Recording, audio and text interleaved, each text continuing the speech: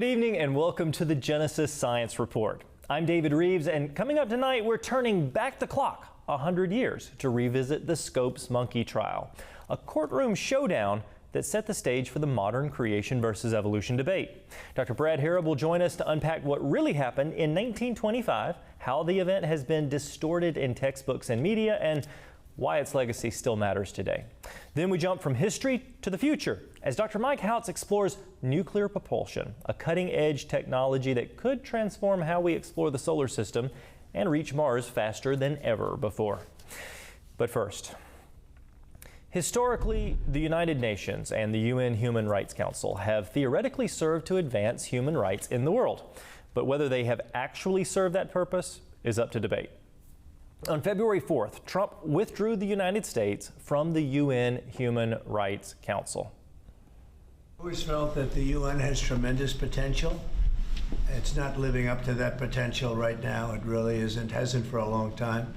It has, there are great hopes for it, but it's not being well run, to be honest, and they're not doing the job. A lot of these conflicts that we're working on should be settled, or at least we should have some help in settling them. We never seem to get help. That should be the primary purpose of the UN, the United Nations. And again, it's got great potential, and based on the potential, we'll continue to go along with it, but they got to get their act together. Yeah, and Trump has further threatened to withdraw from the United Nations completely. Now, whether or not this will be the right solution remains to be seen. But on a very pragmatic level, if the UNHRC and the UN itself are not fulfilling their stated missions, should we continue to support them? Let's examine the evidence, beginning with the United Nations Human Rights Council. The Human Rights Council has these stated goals. First, to promote and protect human rights globally. Second, to address situations of human rights violations.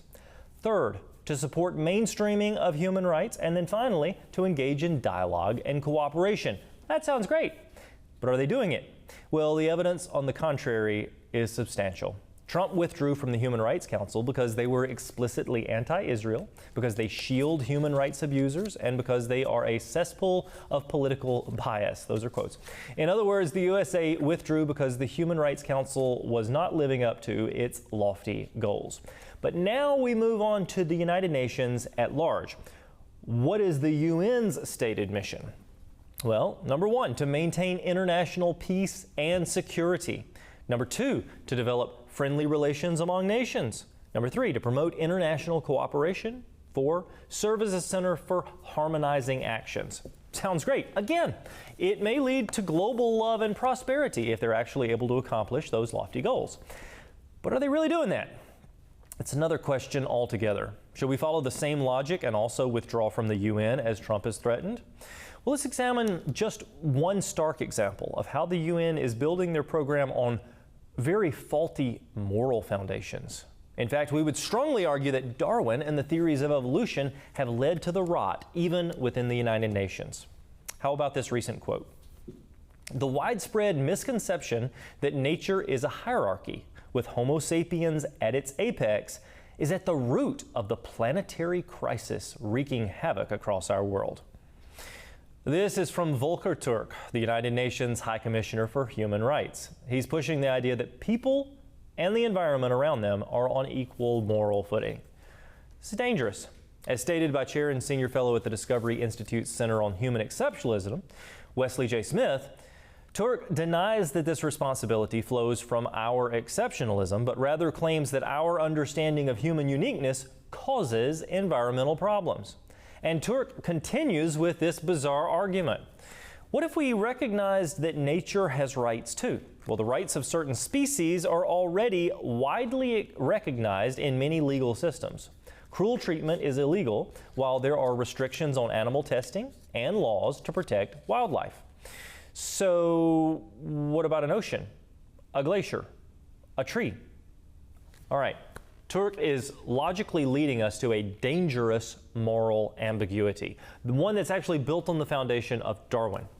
Why should we believe that we have exceptionalism for humanity if the truth is that we are just morally equivalent to all other animals, or that you are on the same playing field as your backyard tree? Well, this kind of insane line of questions could only spring from the philosophical underpinnings of Darwin and naturalism. You can't come to this conclusion based on a Christian worldview. So based on this and many other lines of evidence, we would argue that it would be healthy for the U.S. to be removed from the United Nations because they're not able to build a better or more just society in line with their moral goals. Because you can't come to that truth based on the moral relativism that comes from the theory of evolution. So we should be calling for the immediate restructuring of the UN or else the removal of the USA from the United Nations based on moral grounds. What is the alternative? Viewing your newborn child in the same light as a sapling tree? I mean, this is madness. This is the kind of thing that leads to genocide and other evils that have absolutely plagued the world for too long now. So I'm going to encourage you to share this with everybody you know. Make sure that you are subscribed to our YouTube channel and email list for more unfiltered truth each week. That's what we do here on the Genesis Science Report. I'm David Rives, and this is the Genesis Science Report.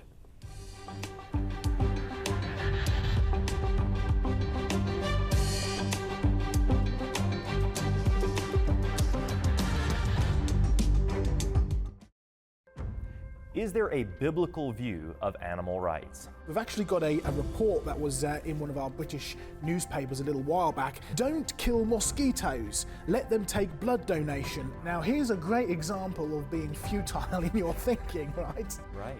At what point should we be looking after animals? At what point should we be treating animals as if they were humans? So it's a really popular topic. On Wonders Without Number. I want to thank you for supporting GSN this year. Your support is helping us send this broadcast to millions of households around the globe. You know, in a society where the theories of Darwinian evolution are bombarding our youth via schools and universities and through peer pressure, we need to saturate the airwaves with the truth of real biblical science, and you are making this happen. Your one-time, monthly, or generous end-of-year tax-deductible love gift keeps this network streaming 24/7 at no cost to our viewers. Thank you for your support. I'm David Rives. Truly, the heavens declare the glory of God.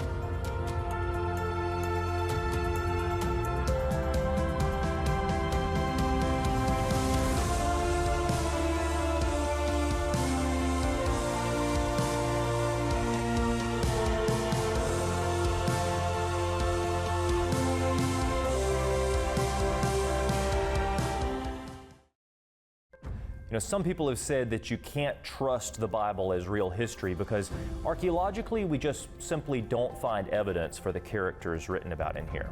We're going to delve into the world of biblical archaeology. Biblical archaeology is all of archaeology, because archaeology is the study of humans. Right. So biblical archaeology is the study of human beings from a biblical perspective. On Wonders Without Number.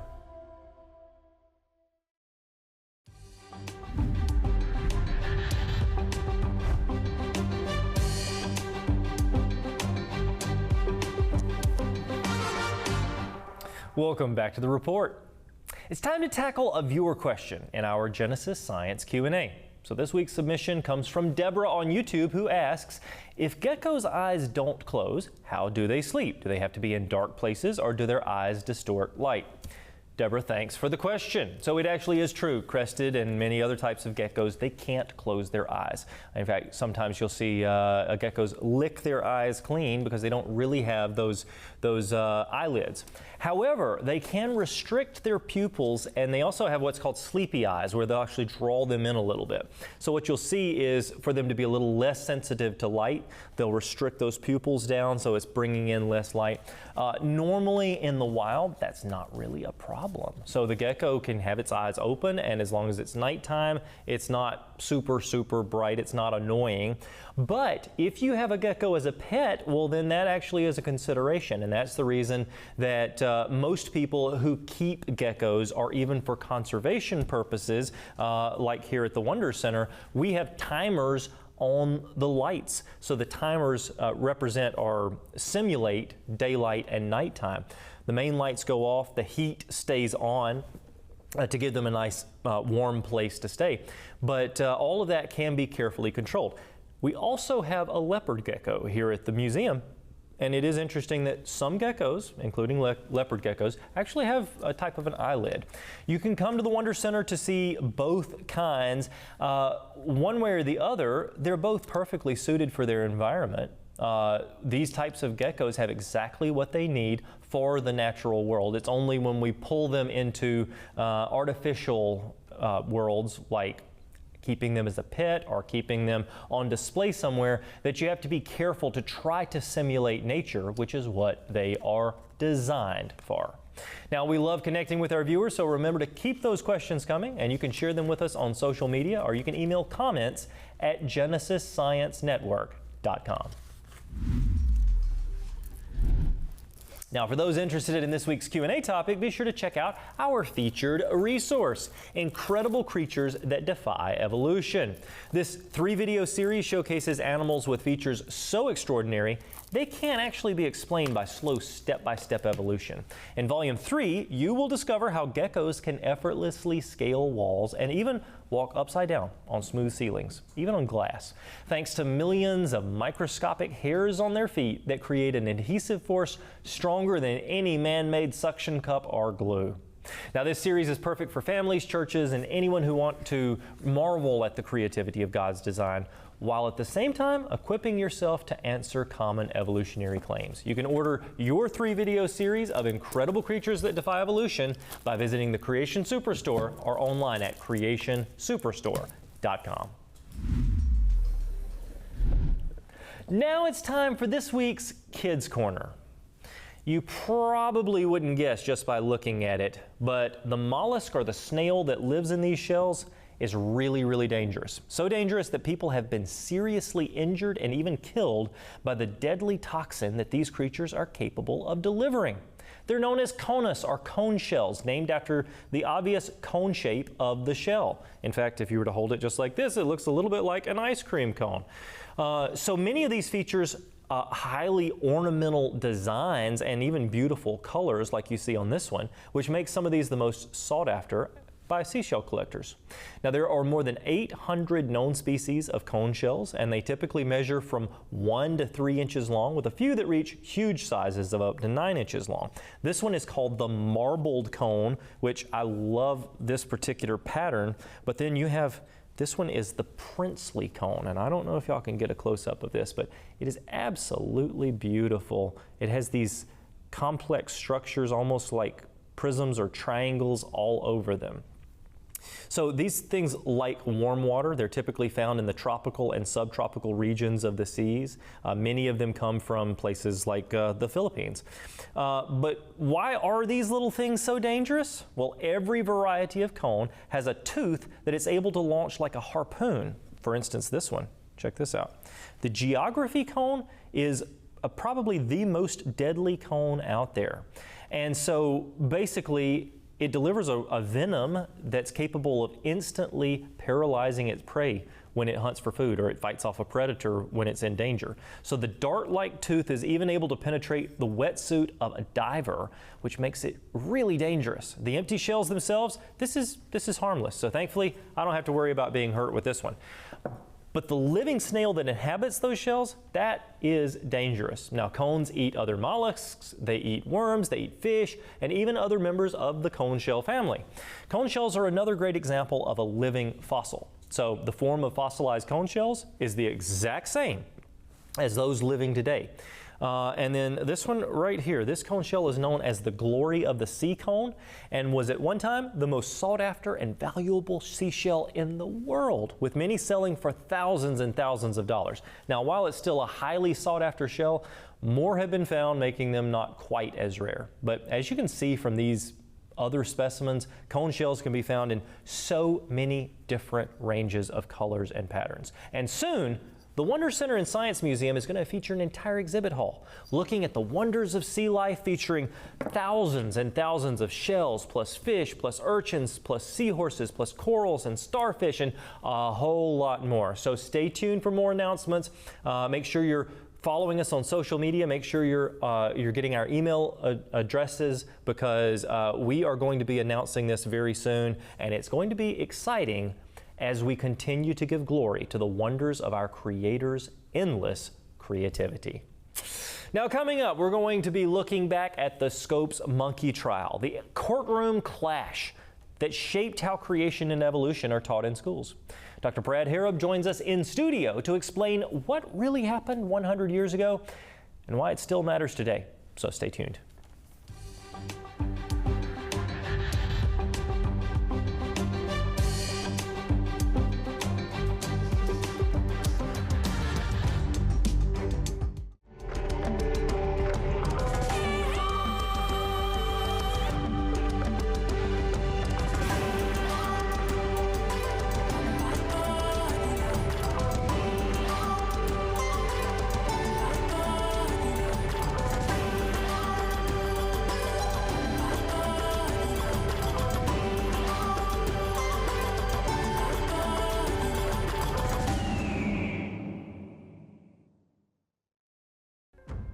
Charles Darwin proposed his theories of Darwinian evolution, but prepare to experience a new way of thinking about design. That's where we as creationists are at a wonderful time, because the evolutionists are in turmoil. They don't know how to make sense of all the evidence, but we have a way to do it, and it's an engineering-based approach. On Wonders Without Number.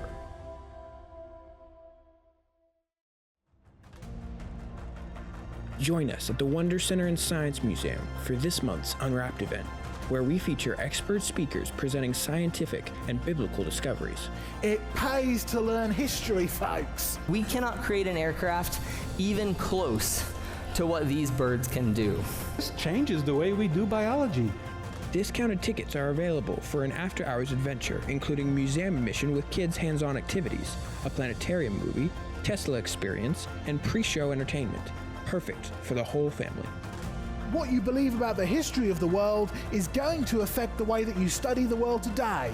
You see a mathematical order here. You see the orthogonal lines. You see the repeating patterns. You don't understand what it takes to make a cell. That's serious engineering. Come be inspired as you learn.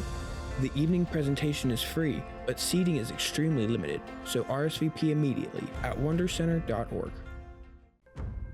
Within all of biology, is there a chicken and egg problem? Do we have to have all of the microsystems in order for the system to function? As many as maybe 80 proteins in certain organisms needed to build this structure we call the ribosome, which is made to make proteins. Okay. Let that sink in. Okay. I gotta have 80 proteins in the ribosome just to make proteins. Okay, so this is crazy complex. On Wonders Without Number.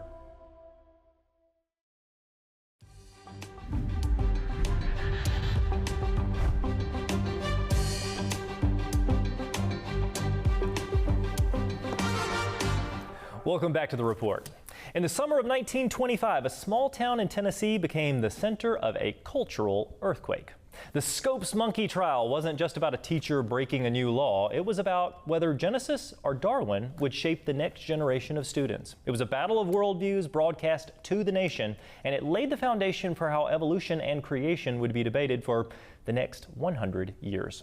Today, we're joined in studio by someone who's been digging into the real story. What happened in Dayton? What was at stake? And what can we still learn from it today? Dr. Brad Harrub is a Christian apologist, author, and speaker who holds a doctorate in anatomy and neurobiology. He's the founder of Focus Press and has lectured around the world on creation, culture, and biblical worldview.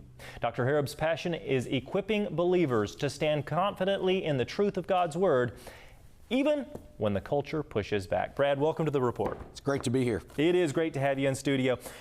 For those who have only heard about this Scopes monkey trial, I think I've heard about it, but what is it? So back in 1925, 100 years ago, there was an act that was passed by the Tennessee legislature, the Butler Act, basically said you can't teach anything about human origins that would say we came from apes, came from lower forms of life.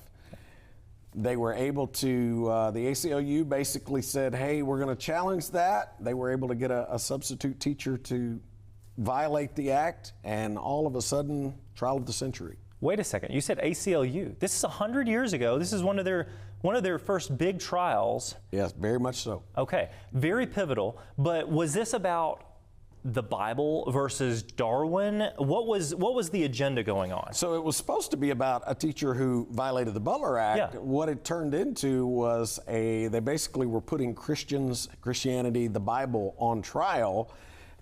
In fact, Clarence Darrow put William Bryan on trial. He called him to the stand and started asking him Bible questions. Hey, do you believe that Jonah was really swallowed by a whale? Hey, do you really believe it was a 6-day creation? And so it went from being, hey, this guy, John Scopes, violated the Butler Act, to let's put the Bible on trial. Interesting. But Clarence Darrow, a famous lawyer, William Jennings Bryan, ran for president, didn't he? 3 times, yes, sir. 3 times. Yeah. Okay, so both very good speakers, I assume.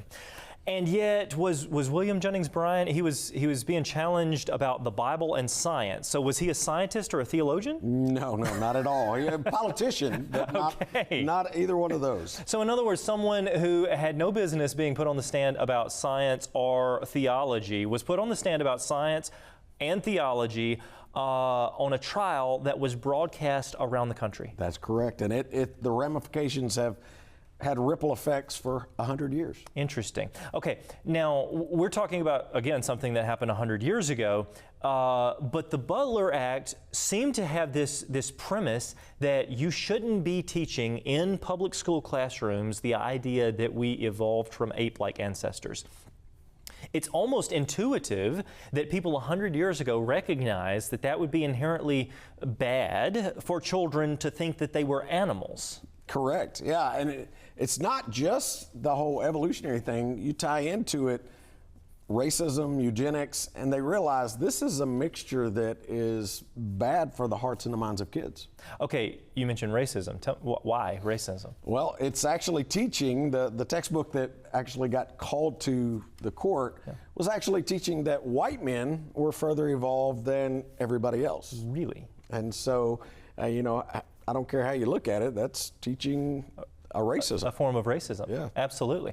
Okay, so this had to do with racism. It had to do with racism from a scientific and atheistic scientific view as opposed to the biblical view, which states that we are all from Adam, right? Absolutely, one race. Okay, something that should be a more healthy view is being challenged. Correct. Why would you tell people that they're fearfully and wonderfully made? Why would you tell people, why don't you tell these children that there is such a thing as a better race than another? Why don't you tell these children that, it's probably okay to help evolution along? Why don't you tell these children that they evolved from ape-like ancestors? And then what happened over the next few generations? Did we start acting like apes? It was a perfect storm when you stop and think about it, because first court trial that was ever put on the radio. Yeah. They had over 200 reporters there, and all of the media pretty much was coming at it from a bias for naturalism, humanism, atheism, reporting on the trial that these backwoods Tennesseans, they didn't know anything. And so that really shaped or reshaped the landscape across America, that, hey, if you want the intelligent choice, if you want the intellectual choice, you need to go with evolution. So you said previously that this changed the way that science is taught in America.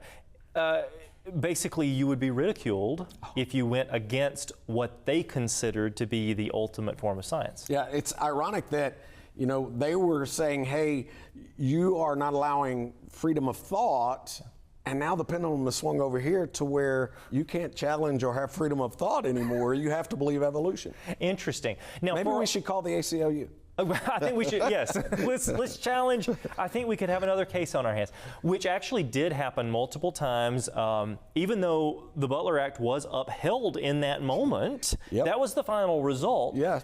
There were already seeds of doubt that had been planted, which led to late 50s, early 60s, the ACLU having another case to try to further bolster their position. Yep. And finally, in the 80s, it kind of came to a head where it reversed. The pendulum had swung the other way, and it was like, well, we shouldn't be teaching creation because that would be considered teaching Christian things, and we can't favor a religion, can we? Even though humanism very much is a belief system, a religion, I would argue even atheism is a belief system and a religion. Those two are allowed. Christianity has been outlawed. Not just allowed, favored. Oh, absolutely. In schools, public schools, and in universities, and now in our children's, kindergarten books, this religion of naturalism is being not just allowed, but it's being pushed, it's being favored, and that is unhealthy for future generations. Very much. And it all kind of stems back to this trial of the century where the ACLU said, hey, you can't do that. We have to have freedom of thought. Well, now we're over here, and they're forcing their beliefs without allowing any freedom of thought. We're still in a culture that wants to marginalize biblical truth. What would you encourage any Christian watching this right now? Definitely, they need to dig in and look at the evidence, because the truth is there. Real truth points back to Him. Real science points back to Him. Absolutely, every single time. All we have to do is give that science long enough to catch up. Exactly. Yes. Instead of trying to insert our own opinions and objective morality into every situation. Absolutely. Dr. Brad Harrub, thank you so much for joining us in this discussion today, a very relevant discussion that started 100 years ago and continues to this day. Absolutely. And if you want to go even deeper into the evidence for Christianity from a scientific perspective, I highly recommend Dr. Brad Harrub's book, Convicted: A Scientist Examines the Evidence for Christianity. It's a powerful research-driven resource that explores these huge questions of life and why the truth of God's existence changes every single thing. You know, when it comes to the origin of mankind, when it comes to our biology, when it comes to so much, we find that the greatest scientists of all time started with a biblical foundation, and now, although technology has increased, and it's increased at an extremely rapid rate, science in and of itself has been held back by these theories of naturalism, by these theories of humanism, which have so perpetuated today's culture. You can find Convicted: A Scientist Examines the Evidence for Christianity by Brad Harrub on the Creation Superstore by visiting creationsuperstore.com. It's time to take a quick break, but we're going to be right back with more right here on the Genesis Science Report.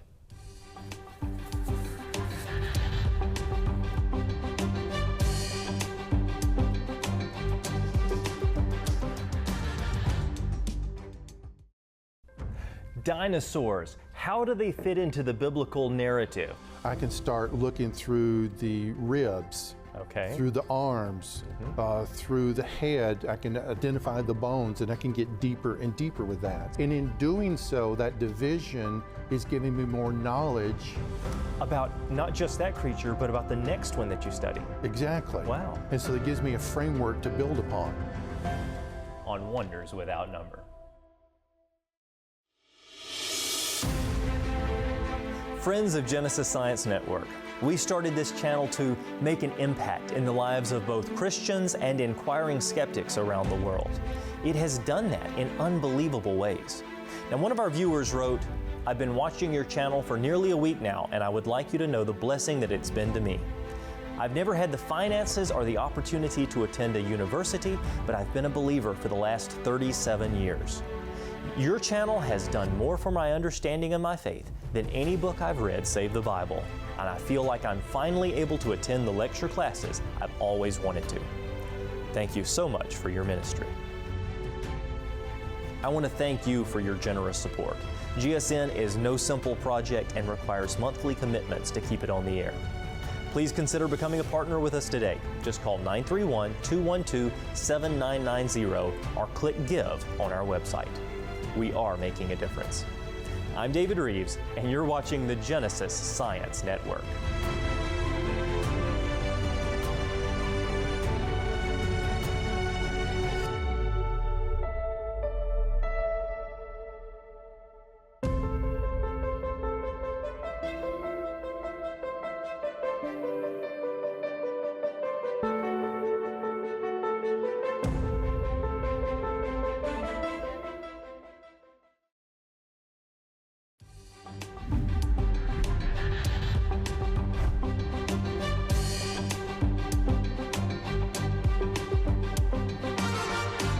We're back, and it's time to hear from you, our viewers. Our first viewer voices submission tonight comes from Marie on YouTube. She says, I praise God for your ministry. If people are still not convinced that only a creator can do all of this, nothing will. Thank you so much for the comment, Marie. I tell you, of course, the Lord has to ultimately open people's eyes, but at the same time, when you see the design of the shells that we looked at a few moments ago, when you see the design and complexity of the world around us, and then when you see how it fits perfectly with our faith, then yeah, it's kind of hard to deny, isn't it? So thanks for that. Our second testimonial comes from Paul, who had this to say after visiting the Wonder Center. We were so impressed with the exhibits, which range in interest from toddlers to adults. Following our first visit, we purchased yearly memberships for my wife and I, and our grandchildren will enjoy visiting with us for free while they are 5 or younger. The Tesla coil major presentation is amazing. Paul, thank you for that. You mentioned your grandchildren. Anything under 6 is free at the Wonder Center. So, you know, young children have a blast with all the hands-on activities.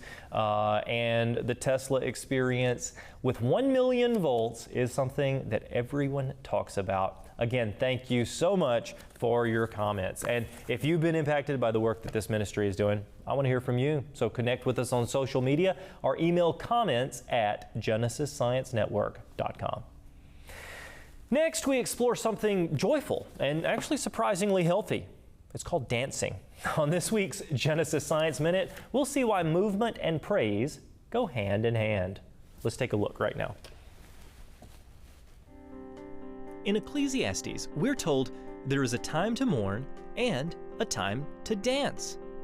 Maybe it's been too long since you've last danced, but think about how children will naturally dance when music plays. They don't need too much prompting. Often you'll find them dancing as soon as they're on 2 legs. But have you ever considered the science behind dancing? A 2017 study indicates that dancing is so good for you that it keeps your brain sharp and healthy, not to mention your body.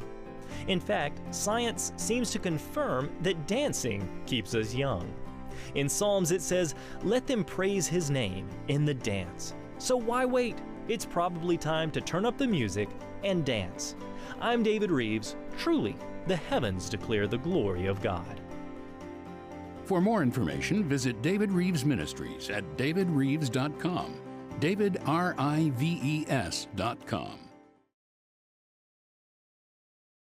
All right, so culture today is shifting fast, and many young Christians are finding themselves kind of caught in the middle, trying to make sense of faith, of their identity and truth in a world that seems to question everything.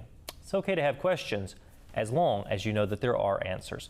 That's why I was so excited to sit down with Abigail from Counteract USA on our Changing the Narrative podcast. Abigail DeJarnett's ministry is focused on helping the next generation move beyond just that surface level faith, equipping them to understand why they believe what they believe and to confidently apply God's word to the toughest cultural conversations that are happening right now all around us as we speak. Here's a short clip from that discussion. This is supposed to be liberating for us to find our own truth, but John 8:32 says, you will know the truth, and the truth will set you free. Yes. Jesus says in John 14:6, I am the way, the truth, and the life. No one comes to the Father except through me. And so the void that we were seeing is that young Christians, the Word of God speaks to absolutely every question that our society, that our culture is so desperately asking. And so if the young Christians of our generation not only knew what they believed, but why they believed it, they could actually apply what they knew to be true about the Word of God to the key issues of our day. They could actually build their lives upon something steadfast and true, and then enter into these narratives of confusion and bring the hope and the peace of the truth of the Word of God into these conversations and these narratives. Well, what would our culture look like? What would our society look like if the Christians of our generation could actually just be effective and know that they can trust the Word of God, that it is true. It does work. It objectively works because it's true, and in that there is freedom, and there's hope, and there's purpose, and there's peace. And so that's kind of the foundation of Counteract USA. The Lord totally changed the trajectory of my life. I thought my life was going to look one way, had no interest in the cultural, the political, anything like that at all, but the Lord just burdened my heart for the young Christians of our generation who have all the right pieces in place. They just need to put them in place. They have all the right pieces.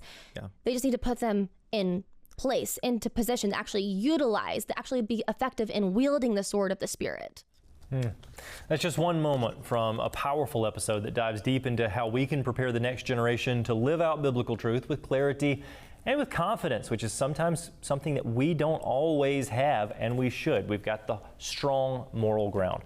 If you'd like to see the full conversation, head over to our YouTube channel at David Rives Ministries and make sure you're subscribed so you don't miss future Changing the Narrative episodes. Now, the prayers and generosity of our viewers continue to make all of this possible. Your monthly support helps ensure that we can continue to share the wonders of God's creation and the gospel message itself with individuals all over the globe every single day. So I invite you to partner with us in ministry by making a tax-deductible contribution today. You can visit our website or call 931-212-7990 to donate and learn more about this important work. Next, we turn to the very first verse in Scripture. On this week's Heavens Declare, we'll see how Genesis 1:1 contains the blueprint for time, for space, and for matter. Let's take a look right now.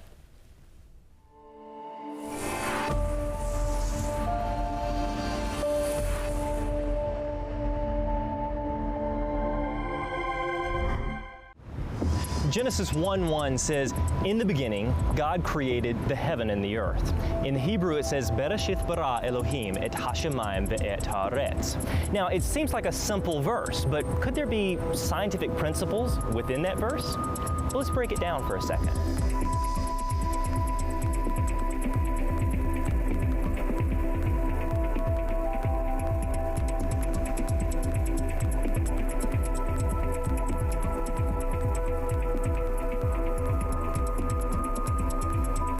In the beginning, that would be the very origin of time itself. God created the heaven, that could be space, and the earth, that could be matter. The Big Bang Theory, the idea that 14 billion years ago, everything rapidly expanded, creating the universe as it went, tries to explain how the universe could form time and space. But it doesn't address where the matter in the universe came from, and there's a lot of matter. So the first verse of Genesis tells us where time, space, and matter all originated. That makes Genesis very scientific. I think that's pretty special. I'm David Rives. Truly, the heavens declare the glory of God. So there we have it. We've got the origin of time, space, and matter. We know what came first. It would be time.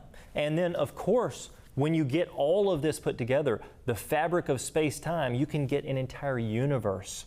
But just because we know what came first in the beginning, we still have the age-old question. What came first, the chicken or the egg? Well, there is a new study that claims to have an answer, and Dr. Joe DeWeese will join me next to explore what it means for how we view life and creation right after this break.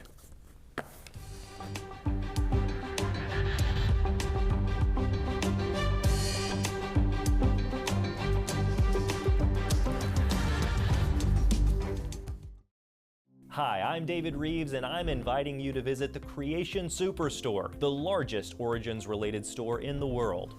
Not only will you find every book and video title on creation versus evolution, science, but also every resource that teaches us about our origin and how it all takes us back to Genesis, a grand designer, the God of the Bible, and ultimately, yes, the gospel message. Documentaries your family can trust, fossils, teaching videos, children's books, church Bible studies, homeschool supplements, and expert scientific literature. If you can't find a title, call us up and we'll add it. Normally, you'd have to visit dozens of sites to gain access to all of the titles that are out there, and then you would be at a loss to whether the book or video was worth the purchase. But not here. We've curated the best of the best into top 10 lists. And on some of my favorite products, you'll find the Rives rating, where I help guide you on the best resources available for not only those who love history, biblical studies, and creation science, but also great products at the layman level, easy to understand for those who are learning or want their children and grandchildren to be exposed to a biblical worldview. Just look for the Rives rating to find my personal favorites. Use the search bar to look up a topic or follow our menu to sort by ministry, subject, or author. Give us a call at 931-212-7990 as you're browsing. We have ministry volunteers who will do their best to assist you at all hours of the day and even help you place your order. Yes, a real person. Get ready for a secure shopping experience brought to you by the leaders of creation-based research. Your purchase goes towards ministry outreach and also supports the authors and organizations who publish the material, most of whom are personal friends and colleagues of mine. I'm David Rives. Truly, the heavens declare the glory of God.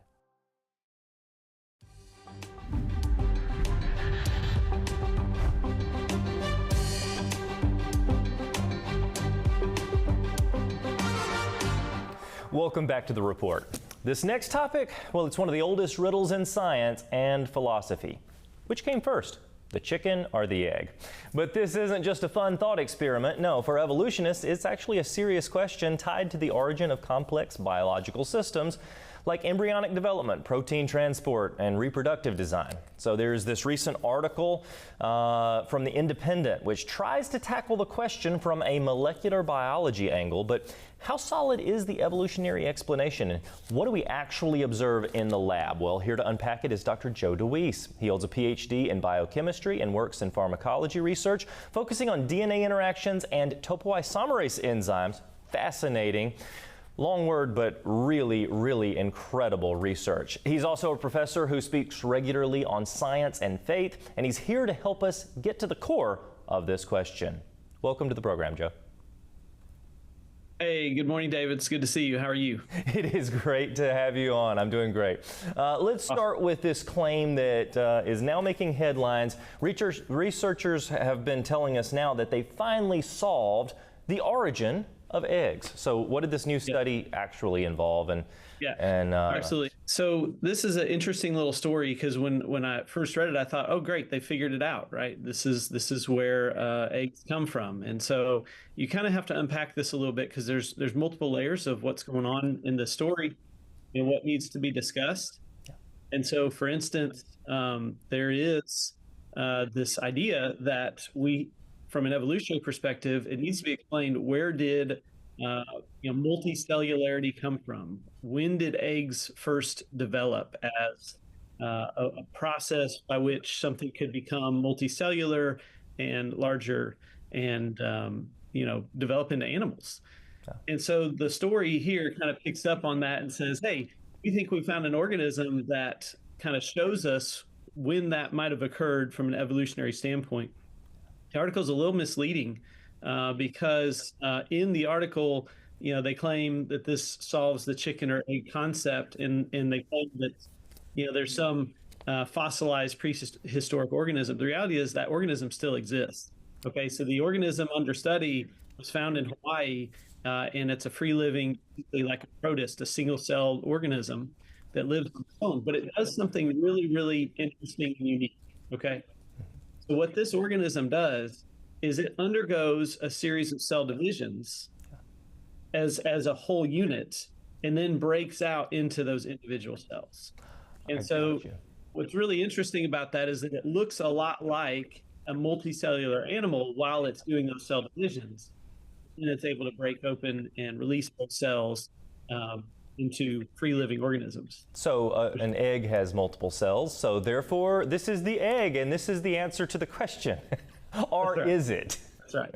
And there's some really cool science here. Okay, so let's unpack for just a moment what they actually did. So they took this organism and they allowed it to grow and divide and observed it over time and saw that what happens is basically the single cell will grow to a certain point and acquire resources, bring in proteins and lipids and things that it needs, and then it will start the process of dividing itself internally into all these different cells. And this takes place over, it's really about a week or so that it does this, where about a third of the time it's in this multicellular state. And then it starts releasing those cells, and some of those cells will go on to be dividing cells like that, and others will go on and be free living and move around. So it's a really interesting thing. But what they found is that they actually looked at the expression of genes, and they found that it's a lot like when multicellular organisms develop. There's patterning, there's spatial orientation. In other words, somehow these cells in some sense know they're this type of cell and not that type of cell, and they're in this area and not that area, which is really, really fascinating. So from a science perspective, it's a really cool study. But of course, the claim is, hey, this organism broke off from multicellular creatures in the evolutionary tree like 1 billion years ago. So does this show us how multicellular creatures, first developed, which in essence would give us the origin of the egg, I guess?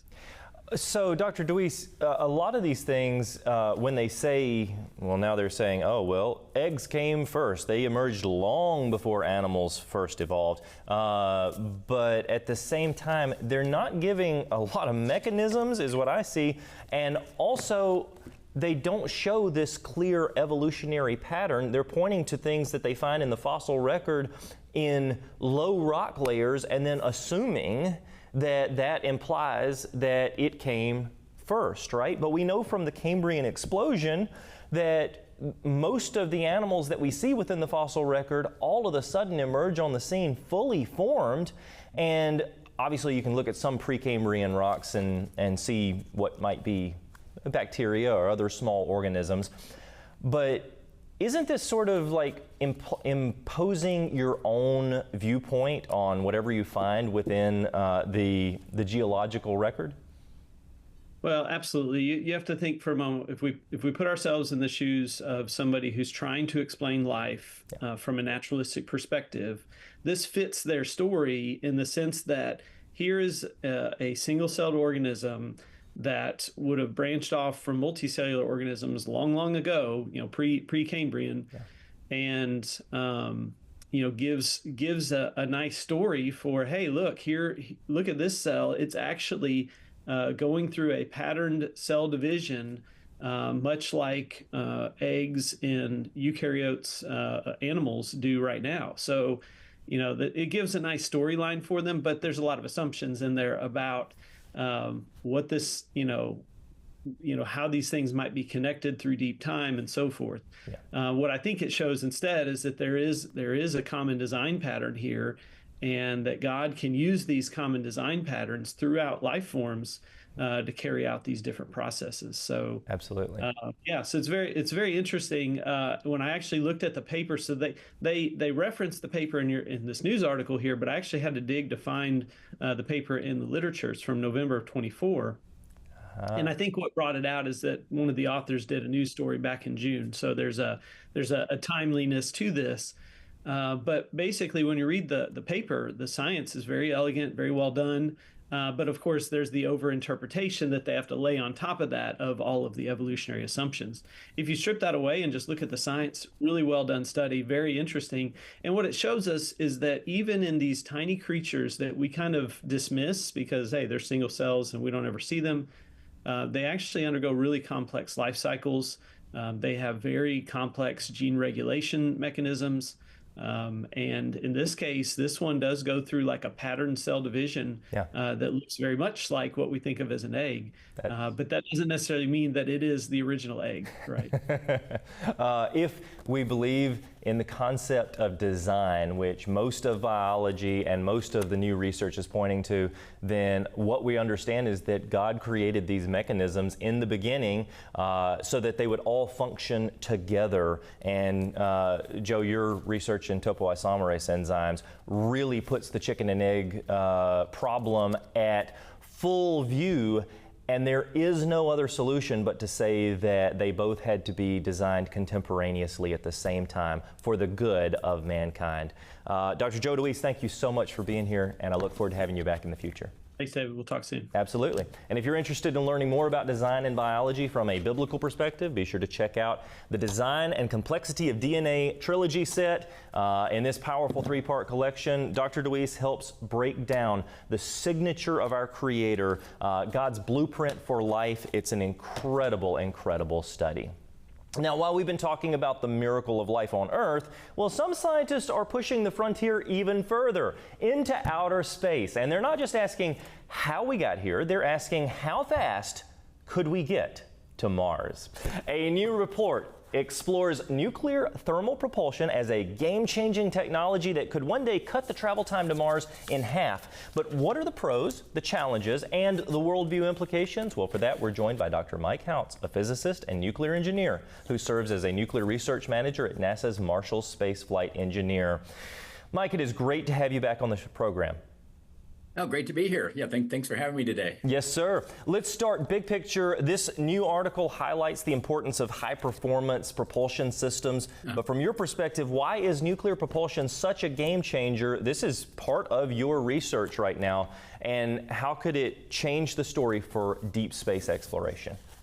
Well, the main one is, if we look at like human exploration, sending humans to Mars, the key is to really try to get there and back as quick as possible, because we've had astronauts on the space station 400 days, several over a year, but we really don't have much data beyond that. And so the idea is, you have these effects from microgravity, cosmic radiation, a lot of different just adverse effects from being in space. You're away from Earth. Things can go wrong with the spaceship basically the spacecraft overall. And so the idea is, okay, how can we get to Mars and back really fast? And so the advantage that fission gives us is you basically have unlimited energy density. And you have other flexibilities as well. You can, for example, use anything you want to as propellant because you're not relying on chemical reactions. So you have a much higher energy density and a lot more flexibility. So the key is, how do you apply that? And that takes a lot of really good engineering. There's a lot of great work going on at NASA and industry, at other federal agencies, universities, some really fantastic university research going on right now. But the idea is, how can you apply that with an ultimate goal of, say, cutting this round trip time to Mars and back from close to 3 years down to maybe a year. And I know a year still sounds like a really long time to be away from Earth, but it's better than 3 years. So that's about all we can do at the moment, I guess.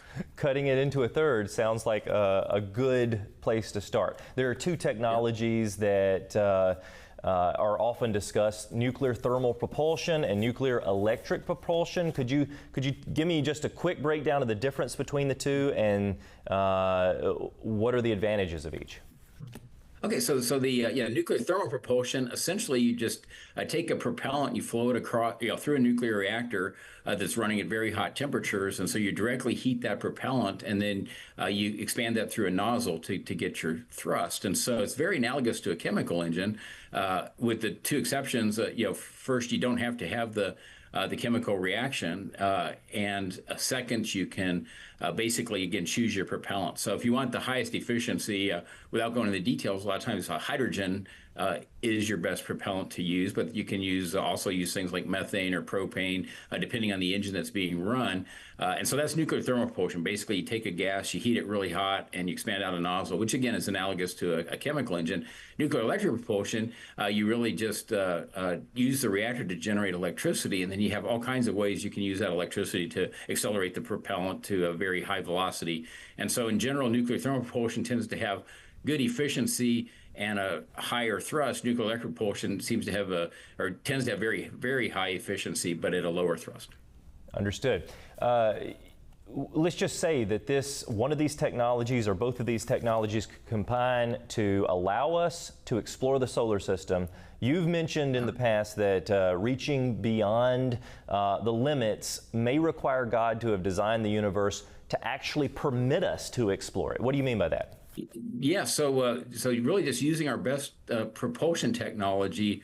Really right now, it'd be hard to imagine humans going much beyond the asteroid belt. Maybe you could do some of the Jovian moons. Even Mars, as we just talked about, is really challenging. And so just the physics of basically accelerating mass and exhausting it out of a nozzle or out of some kind of an electric thruster, that won't even get us to Alpha Centauri in any kind of a reasonable time period. And so to really explore the universe, it will really depend on if God designed the universe so that we are able to move around it and explore. And that would be, of course, some physics that we haven't discovered yet, because God created the laws of nature, God created physics, and so it's not new physics, it's just physics that we haven't discovered yet. So it's kind of interesting. I think all the space enthusiasts, we really hope God designed the universe so we can get around it. Psalm 19:1 says the heavens declare the glory of God. Well, they certainly do. Boy, the more we learn about the heavens, the more that declares God's glory. But also the just it would also declare God's glory, of course, if he designed it so he could move around the universe. And so that really is why it's so important to me when we're doing research that we don't, and it sounds strange, but where we just almost like automatically preclude any theory that might support God. In other words, any theory that might lead us to the conclusion that there is a God, well, we don't pursue it. And it's, I think that's really holding our cosmology back. And so if there is a way, if God did design the universe so we can travel around it, it's going to be really hard to discover that if we aren't allowed to follow the science. In other words, it's like, oh, that theory requires us to be in a special location. Well, we can't be in a special location because that might imply the existence of God. And a lot of those theories, a lot of the biblically consistent theories, are actually far superior to the current popular theories like the Big Bang theory. Yeah, absolutely. Very quickly, one thing you hope Christians would keep in mind as we pursue space exploration. Again, just true science is the Christian's friend, and so you'll get a lot of headlines and media reports. Dig into them. When you get into the true science, it's always confirming the Bible. I mean, I think again, just the recent OSIRIS-REx mission, where we returned a sample from a near-Earth asteroid. It confirmed that the amino acids that form randomly in space are racemic. They're an even mix of left-handed and right-handed. And so that sample return confirmed that. And so, again, just powerful evidence, because that's just key to, say, life somehow making itself. Even just at a first step is that somehow you can have all left-handed amino acids in the proteins. Well, we just did a sample return to an asteroid that people thought, hey, maybe somehow that's giving us evidence that life made itself. Well, no, it did exact opposite. Now, some of the headlines were trying to imply, oh, we found amino acids.